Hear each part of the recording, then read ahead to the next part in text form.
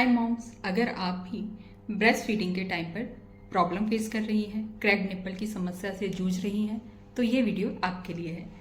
मैं हूं doctor Akanksha, obstetrician and gynaecologist. Cracked nipple एक बहुत ही कॉमन प्रॉब्लम होती है जो कि हर मदर को कभी ना कभी अपनी लाइफ में फेस करनी ही पड़ती है। तो इस वीडियो में आज हम बात करते हैं कि क्रैक्ड निप्पल क्यों हो जाते हैं और इसके लिए हम क्या ट्रीटमेंट कर सकते हैं। तो हम बात करते हैं कि क्रैक्ड निप्पल होते क्यों हैं, इसके क्या रीज़न होते हैं। तो इसका सबसे कॉमन रीज़न होता है कि आप बच्चे को अच्छे से लैच नहीं कर रहे, मतलब आप जब दूध पिला रहे हैं तो बच्चे की पोजीशन ठीक नहीं है, इसकी वजह से यह समस्या मिल सकती है। दूसरा रीज़न हो सकता है कि आपके ब्रेस्ट में निप्पल के आसपास की जो स्किन है वो बहुत ज़्यादा ड्राई हो गई है, चाहे वो फंगल इन्फेक्शन की वजह से हुई हो या आप कुछ ऐसी चीज़ें कर रही हैं जिससे ड्राइनेस बढ़ रही है, तो ये आपको देखने मिल सकता है।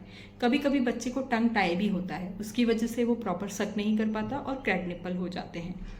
कभी कभी आप जल्दी में बच्चे को अलग करना चाहते हैं ब्रेस्ट फीडिंग के टाइम पे और वो सक्शन आप ब्रेक नहीं करते और उसकी वजह से भी निप्पल यदि बच्चा सक कर लेता है, पकड़ लेता है, तो यह क्रैक्ड निप्पल हो सकता है।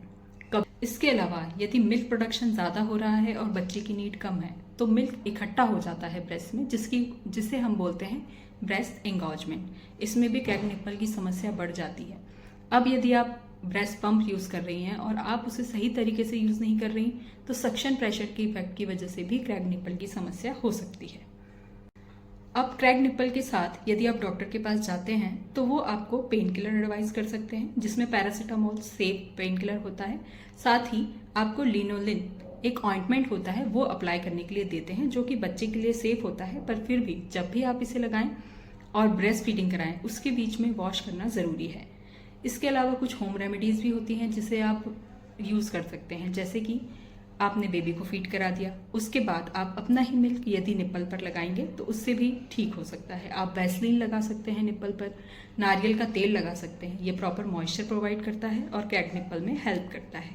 इसके अलावा जब आप ब्रेस्ट फीडिंग खत्म हो जाती है तो आप थोड़ी देर के लिए निप्पल को खुला रखें जिससे कि वो ड्राई हो जाए और वो हीलिंग में हेल्प करता है। आप कोल्ड कंप्रेस कर सकते हैं निप्पल के आसपास, वार्म कंप्रेस कर सकते हैं, ब्लड सप्लाई बढ़ती है और क्रैक्ड निप्पल हीलिंग में हेल्प मिलती है। साथ ही साथ आप इसे एक सॉल्टेड वाटर के अंदर डिप कर सकते हैं, ये भी काफ़ी हेल्पफुल होता है। अब कुछ फीडिंग टिप्स जो आपको फॉलो करनी है। पहले तो बच्चे को लैच अच्छे से कराएं। अच्छे से यदि आप पोजीशन रखेंगी बच्चे की तो आपको क्रैक्ड निप्पल की समस्या नहीं होगी। इसके साथ ही जब भी आप उसे फीड कराएं, कम पेन जिस ब्रेस्ट में है उससे पहले फीड कराएं। फ्रीक्वेंटली फीड कराना है, शॉर्ट ड्यूरेशन के लिए फीड कराना है। क्रैक्ड निप्पल में फीडिंग बंद नहीं करना है, यदि आप बंद कर देंगी तो उसमें मिल्क इकट्ठा होने लगेगा और फिर एंगॉज ब्रेस्ट होगा और फिर उससे वापस से क्रैक्ड निप्पल हो जाएगा। तो हमें इस साइकिल को ब्रेक करना है जिससे कि हीलिंग हो सके। कुछ चीज़ें जो आपको अवॉइड करनी है, जैसे कि सोप का यूज़ नहीं करना है, हार्श केमिकल का यूज़ नहीं करना है, ब्रेस्ट पैड जो होते हैं उसको यूज़ नहीं करना है, क्योंकि उससे ब्रेस्ट के आसपास का मॉइस्चर सोक हो जाता है, ब्रेस्ट ड्राई हो जाता है और वापस से क्रैक्ड निप्पल की समस्या आ जाती है।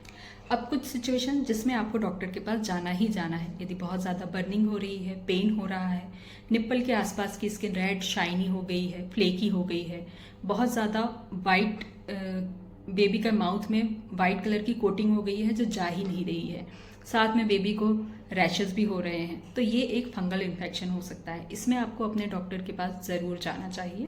तो मॉम्स, आप अमेजिंग काम कर रही हैं। क्रैक्ड निप्पल एक टेम्परेरी फेज है जो ठीक हो जाएगा और थोड़े सपोर्ट और हेल्प से आप और आपका बेबी एक हेल्दी फीडिंग एंजॉय कर सकेंगे। Thank you so much.